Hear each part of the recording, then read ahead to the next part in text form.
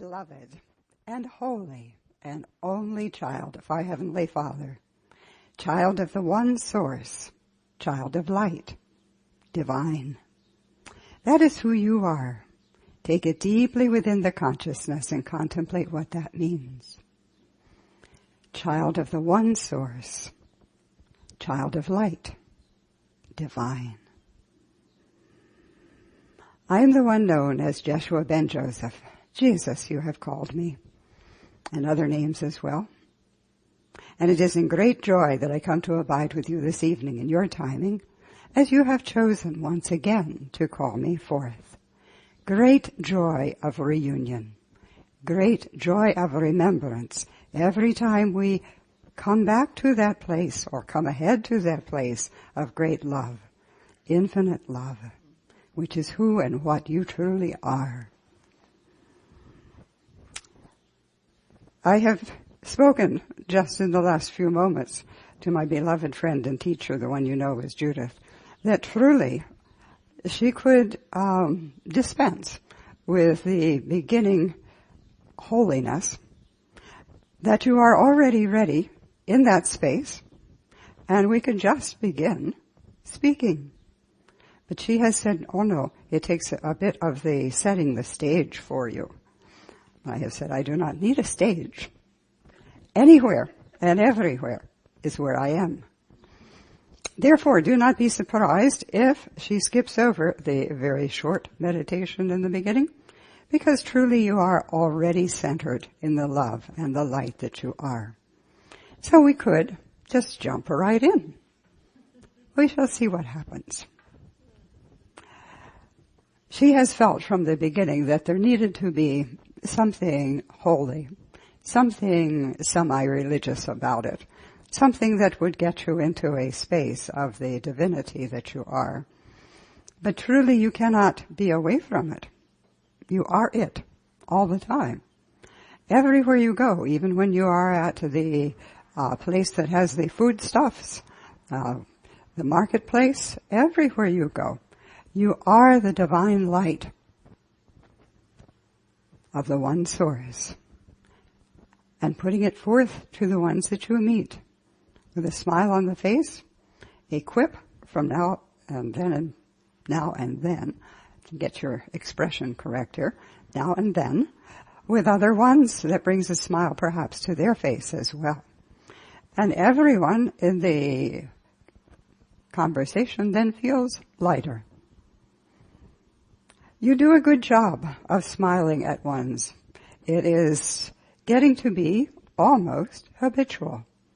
It is getting to the place where you just smile because, well, that's just what I do. I just smile at ones.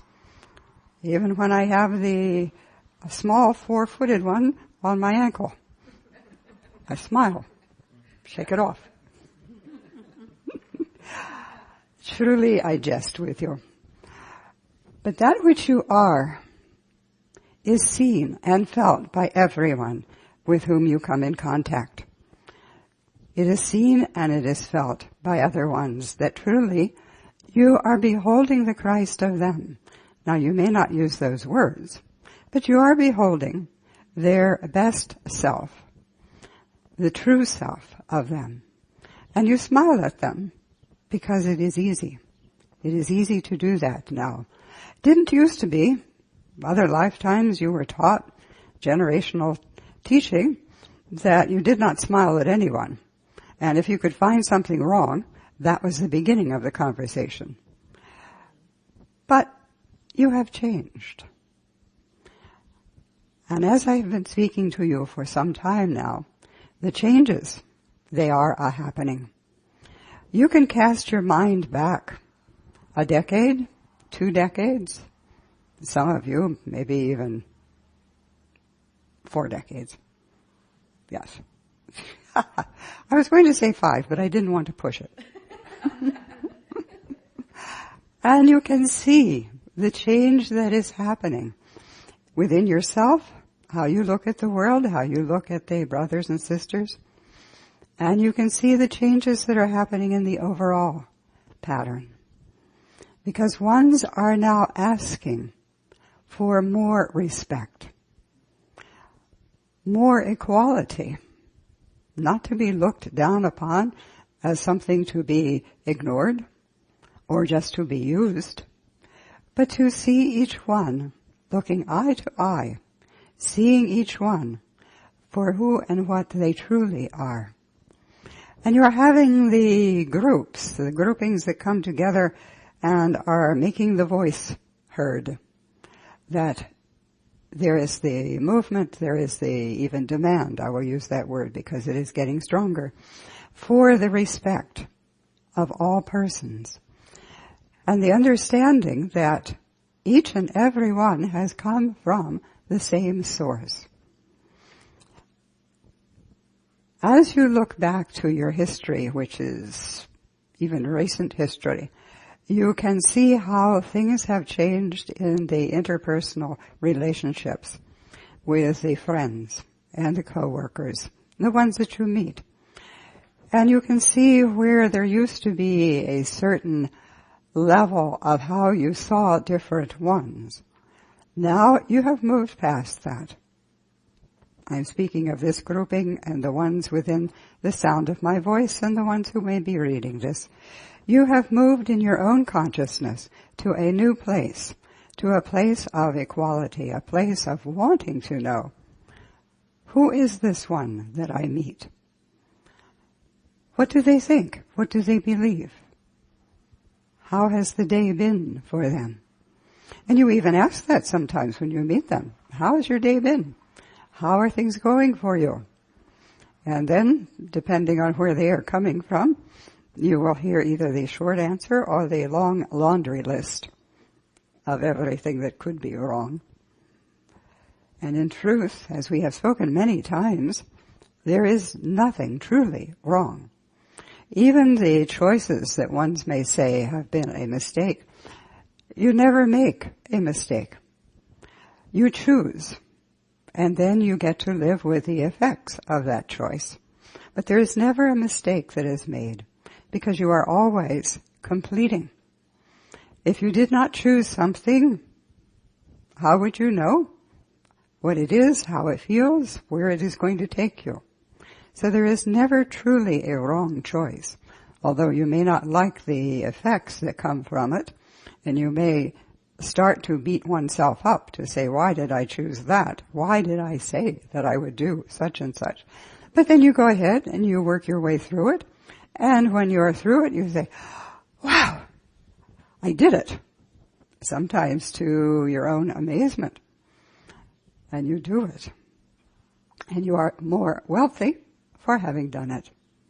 It is one more thing you can put into your satchel of accomplishments, things I have experienced, things I am complete with.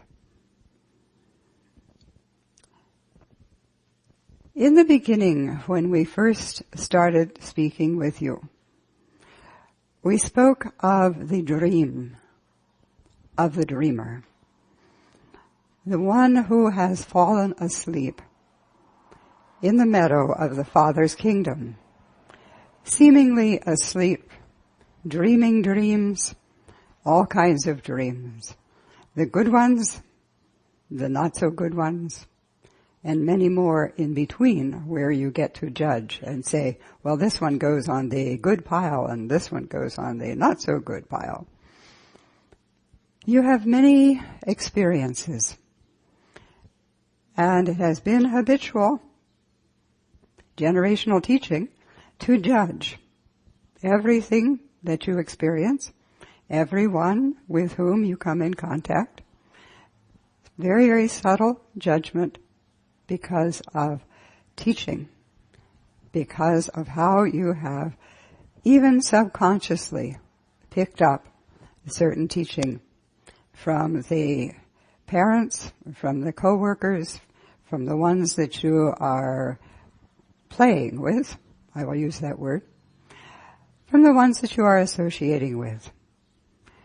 And you make choices based on those judgments. And yet you now have come to a place where you stand back and you say, oh, that was a judgment. Do I really want to feel that way? Do I really see it that way? And very often I see you asking, how can I see this differently? How can I perceive this interaction in a different way, in a loving way? And very often you choose to have that space. You choose to be able to stand back and not make the instant judgment, although sometimes it will come quite unbidden, and then you have to look at it and say, well, that's how I used to feel. Do I still feel that way? And quite often, as you have recognized it as a judgment, you don't still feel that way. That is why you are able to stand back from it and see it differently. You have asked in this lifetime to be able to to overcome generational teaching, to come to a place where you are free of much of it. Some of it you will still keep because it does serve you, but for the most part, you are coming to the place where you recognize a judgment and you recognize, maybe I can see this differently. Maybe there's more happening here than what I have at first acknowledged. And you go deep within yourself and you say, what is this bringing up for me? I have heard you say that. What is this bringing up for me? Because judgments are rooted in old belief systems about yourself. That is where the judgments come from.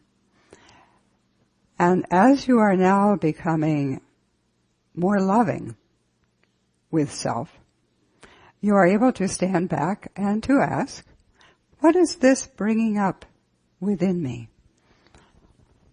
When I take this judgment and I examine it, what are the roots of it? What does it come from? And quite often it comes from a judgment of self of not being whole, not being what you would want to say is perfect. Now always, you are perfect, because the divine self of you does not create imperfection. The divine self creates, yes, and then you judge it to be imperfect. But in truth, everything serves the at-one-ment. Exactly. We have said that so many times that you now have that in the back of the mind, that everything truly does serve the remembrance of oneness. The remembrance that I and my brother, sister, are the same, from the same source. We are from love.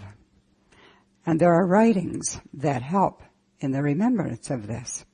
And that is why you share with one another the insights. Your language is most wonderful because it gives clues. Every experience affords you the opportunity for an insight, looking within to see the light that you are. Every experience, every judgment that comes with an experience allows you to begin anew. And sometimes I have heard you say, oh, I'm so busy beginning anew, I don't even know where I am. And some days are like that, in that there will be some days that will put the hook into you, and you will find yourself rising to the bait. But in truth, you are doing very well with freeing yourself from the hooks of old time and old thinking. You have come to the place where you are recognizing that you are living a dream. Not always the most pleasant one. Sometimes more of the nightmare. Dreams of struggle. Dreams of wanting and yet not finding. And yet that which you search for is always within you. Nothing, in truth, can be held back from you. That which you truly desire has to come to you, because you are the one creating.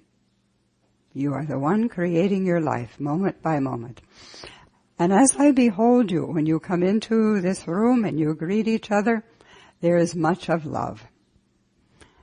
There is a feeling of acceptance. There is a feeling of excitement. There is a feeling of joy. You come here because it feels good. Not because you have to, because truly, you don't have to. But you come to be with others, as you call it, others of like mind and like heart. Ones who truly accept you and want to have the heart-to-heart communion, the hugs. That is your heart-to-heart communion. And you say to one, give me a hug. Give me the big hug. And you go to one's, and as you are receiving their hug, what are you doing? You are giving it back. Exactly. And that is why, in truth, you come. You think that you come to hear me. I hope that I can say a few things that might interest you.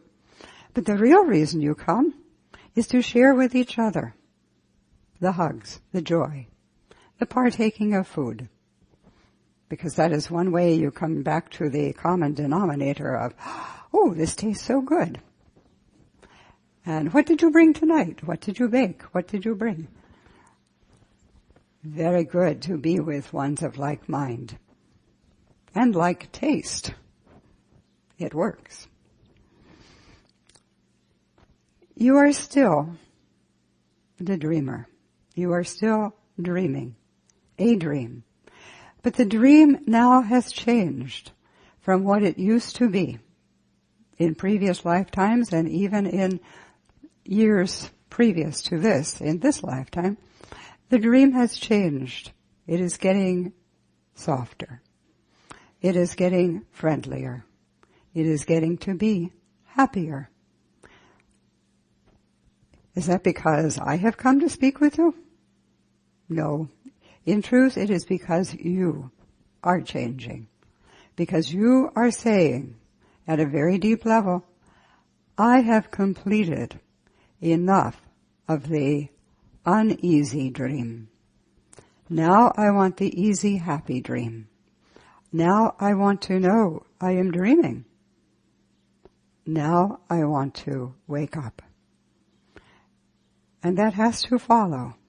Because as you recognize that you have been creating, and you have been never out of the kingdom of our Father, Mother, God, Goddess, all that is, whatever term you want to use, you have never been away from the essence that is you. But you have dreamt that you have gone a far journey into far lands, some lands that were hospitable and some lands that weren't, so that you would know and truly say, I am complete with everything I can imagine. And you have dreamt and you have imagined more than we can talk about in one evening. So we will not go there. But you are complete with much. What you are doing now, you are moving into a new chapter. You are moving into the place where you say, I am dreaming, yes, because I am having a reality, lowercase r, within which I work, move, have my excitement, have my interchanges with friends. But I know that this is not all of me. I have heard you say that in your meditations, in your thinking, even when you have been busy doing the household chores, things that needed to be done. The mind has been busy thinking there must be more, and recognizing that truly you are creating the reality that I call yet the dream. And you are making the dream now much more friendly. You go to the 4-footed ones, and there is love on 4 feet. You go to the 2-footed ones, and you find love on 2 feet. You watch the birds in their flight, and you see love on the wing. You look at the grass, you look at the flowers, and you see love blooming just for you. Now I know many of you have said, and the brothers and sisters have said, well, the flowers, they just do what they do. They're not blooming for me. But who is beholding the flower in that moment? You. And that flower, yes, is blooming for you. It is love on a stem. Sounds like a good a brand of some sort of creamsicle, I suppose. Love on a stem or a stick. Okay. You are waking up as the dream gets thinner and thinner. And that is where you are. You are moving about in the bed or anywhere you are sleeping. Doesn't have to be a bed, could be on the floor. Could be out in the meadow, out in the grass.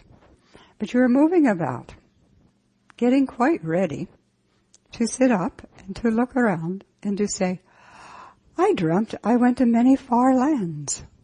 I saw many strange things. But I have never left my Father's kingdom. I have been asleep in His meadow, where I have always been. So whenever you are feeling far from home, stop, breathe, and say, I am home. Within myself, I am home. Because I know that there are days, times when you feel a bit homesick. Sometimes it comes over you in a moment and you wonder, why do I feel sad? Why am I feeling out of place? I am home. And with one deep breath, you are home in that moment. And if it doesn't come in that first moment, you breathe again, and again, and again, until finally you pass out. And then you wake up and you say, I am home. It does work. I jest with you, and yet there is a truth underlying it. You have wondered about the kingdom. You have wondered, okay, I know that's home. And I know that Jeshua tells me that I'm home all the time and that I am asleep in the meadow and I am home. But what is this home? Truly, I want to know. Now there have been many, many lifetimes when the dream has been so heavy that you have not wanted to know, you have not thought that there's anything else to know.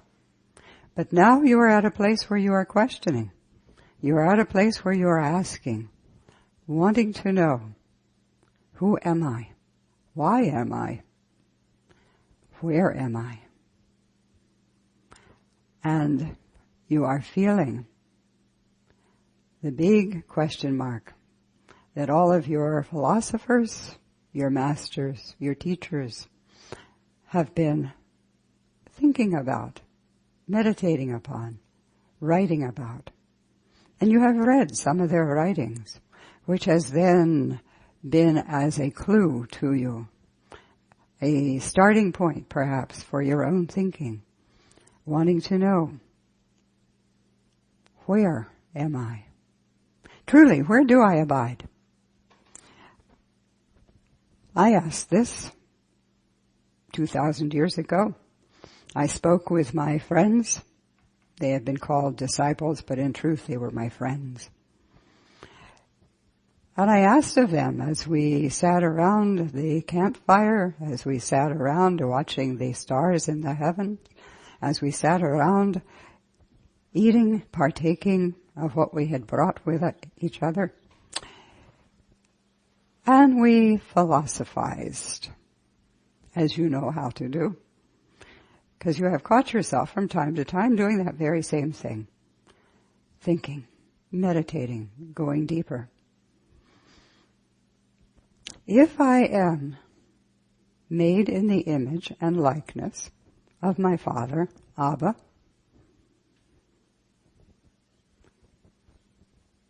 then I must be more than what I have acknowledged as the human self. Because the human self, as I have judged it, does not seem very divine. Because you have all, in your judging, felt that there could be some shortcomings that you had, perhaps. Now, as we have spoken, never do you have the shortcomings, because they are all experiences which add to the wealth of the experiences that you are putting together. But it has been a clue, it has been a stepping stone to begin to wonder, okay, if I am made in the image and likeness of my Creator, capital C, I must be creative. Well, okay, that's a given, because you are creating moment by moment everything that you experience. So you would acknowledge that that is a truth. You are creative. You are a very good creator, because you have had many experiences that you carry with you as past and future lives.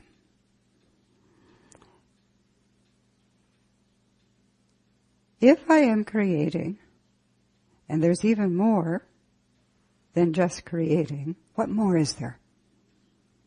What more can there be? Well, there can be that feeling that I have when I look upon the four-footed ones, and I feel my heart opening and I want to take them in my arms. Perhaps when I look at a two-footed one, and I want to take them in my arms and love them. There is a feeling of expansion. There's a feeling of love. Would this be from my Creator, capital C? Yes. It is that expansion that you have asked for. That feeling of more than just what has been the human life. That feeling of aha. Have you ever had a feeling where you've been thinking about something and all of a sudden the aha happens and the eyes open wide and you say, oh, yes, okay. That is of the Creator as well.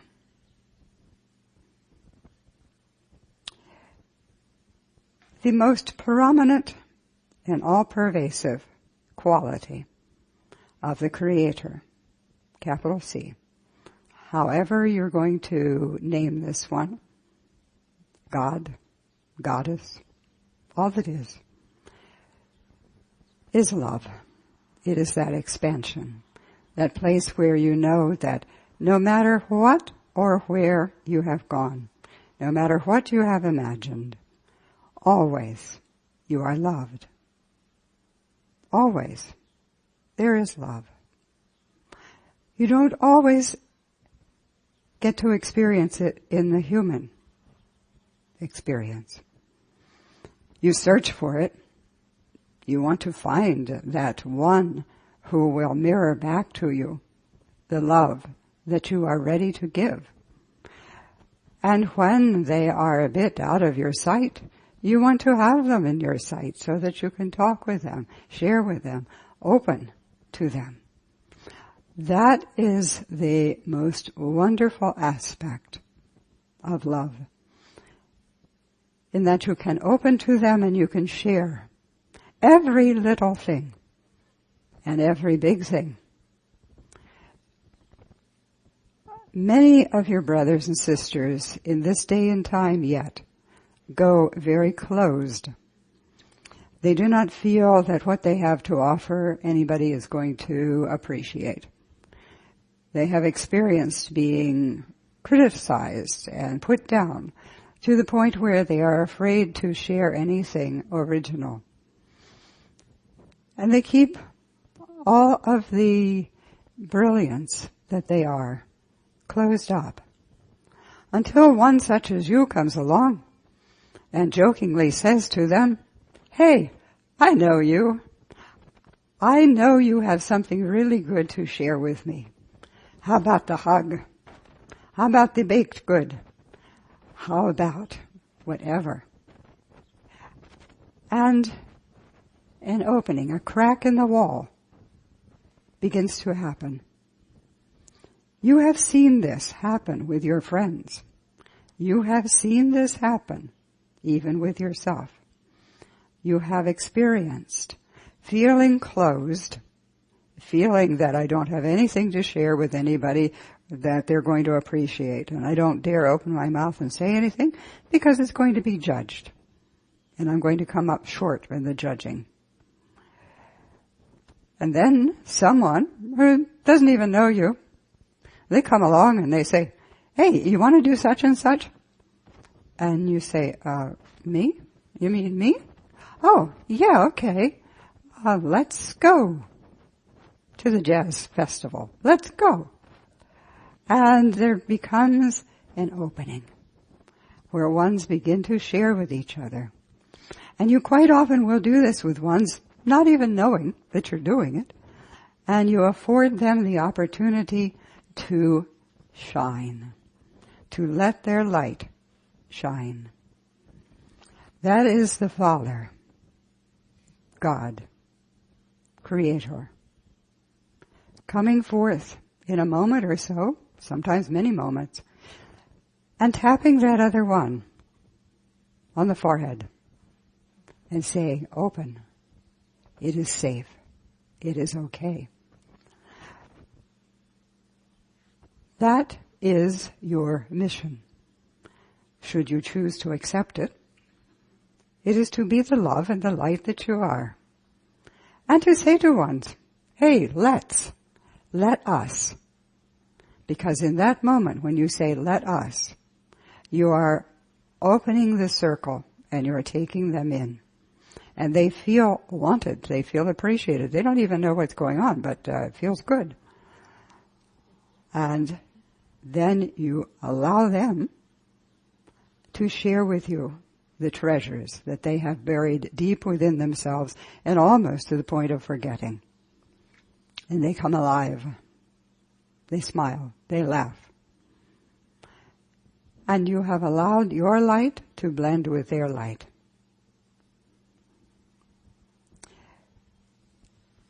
First and foremost, this is what I spoke to you 2,000 years ago, is love. If you have everything else in the world and you do not have love, you have missed the greatest of all. And you have probably made for yourself in that lifetime, if you have not love, an opportunity to come back again so that you can experience the love, the overwhelming, opening love, the divine love that you are. Now, each and every little bit of love is divine. But when you get to a certain place where the arms are flung wide open and you say, okay, come and get it, you're in that place of crucifying the old self, and you're in the place of giving all that you have. And as you give, more will be given unto you. It flows through you. There is no end to the amount of love that you can generate and give forth. As you give it forth, it will be replenished. And it feels so good. Exactly. So that you get in the place where you want to be giving out love all the time. And there are ways that you can do this that are more acceptable than other ways. In other words, you're not going to go up to someone and you're not going to say, oh, I love you so much, I love you. And they're going to say, who do you think you are? I am. But you share with them in a way that is acceptable, that they understand. And all the time, you are saying to them silently, I know who you are, and I love that which you are. This is what I say to you quite often when we meet in this way. I say that I know that which you are, and I love that which you are, because you are love itself. You are the Father, Mother, God, Goddess, all that is, in expression. Every moment. You are love in expression, every moment. That is my message to you this evening. If you need one sentence, there it is. You are the divine infinite love of the Father, Mother, God, Goddess, all that is, in expression every moment. And when you allow yourself to awaken to it and to feel it yourself, there is no limit to what is going to be happening. You are going to feel the joy of 1,000 sunrises. And the ones around you are most likely going to feel that as well. Can you imagine the joy of 1,000 sunrises? Well, kind of. A clue. Yes, that is who and what you are. That is where you stand right now, in that place of accepting how divine, how loving, how wonderful you are.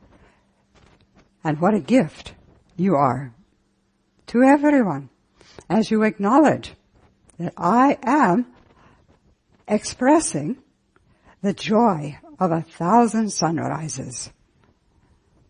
Wow. And it's not being, as ones would say and judge, they would say, well, that's egotistical. It is not of the small e, ego. It is of the capital E, ego, the I am ego. Because you are the joy.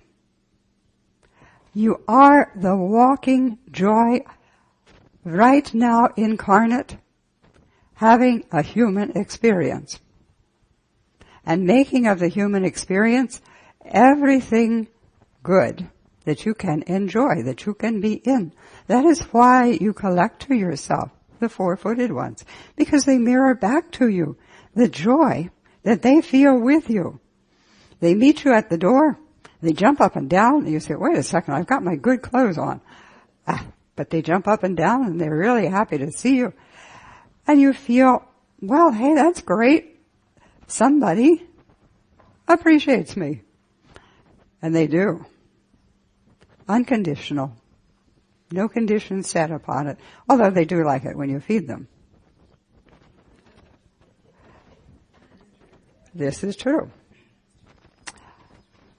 And they give back to you that joy. That is why ones want so often to have the four-footed one to be there as the example of love, unconditional love. And that is what you are being to other ones as you accept them. As one of your writers has said, fat thighs and all, as you accept them, just the way they are. You love them.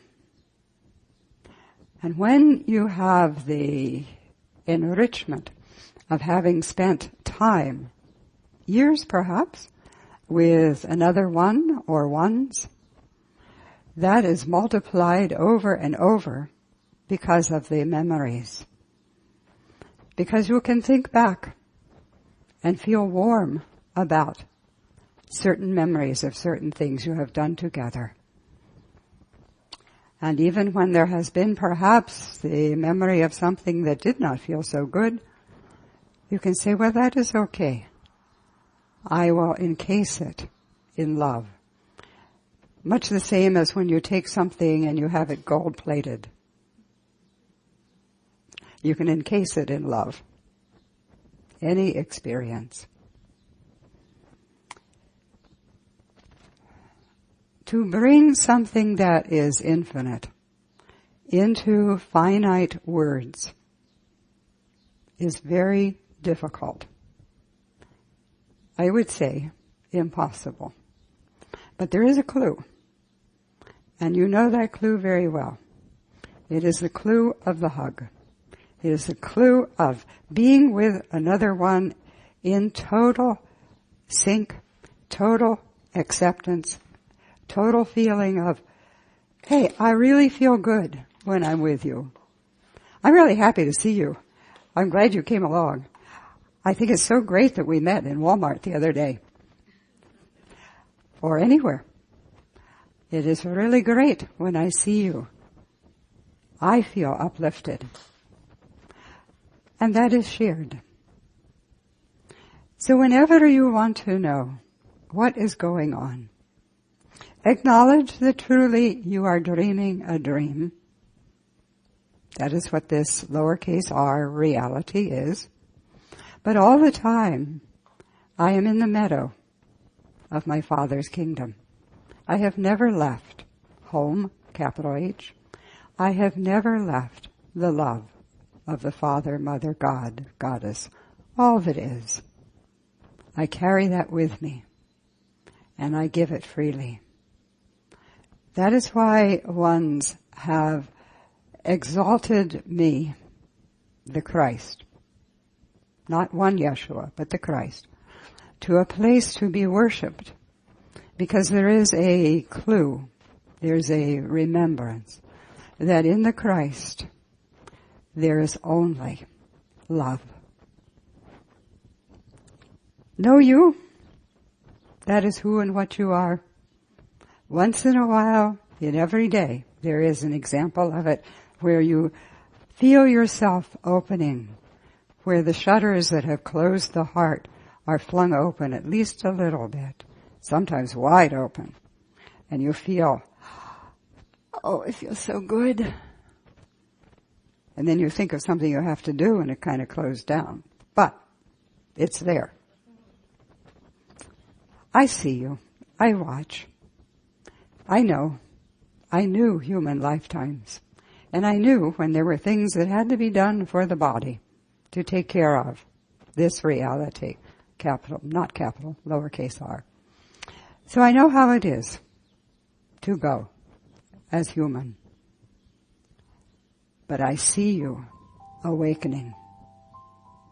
Asleep, but a very light sleep. Asleep, but waking up. Asleep and dreaming of awakening. So be it.